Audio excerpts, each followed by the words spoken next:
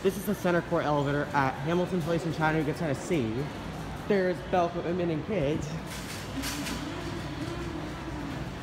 Yes, it Alright. Alright guys. This is, I believe, a Schindler.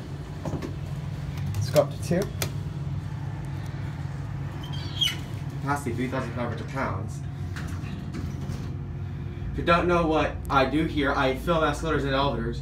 Just look up in the mirror. Hello. I'm gonna let you guys out first before I go down.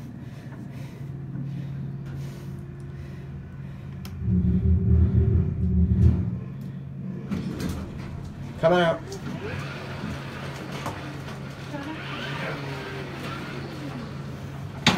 Let's go back down to 1.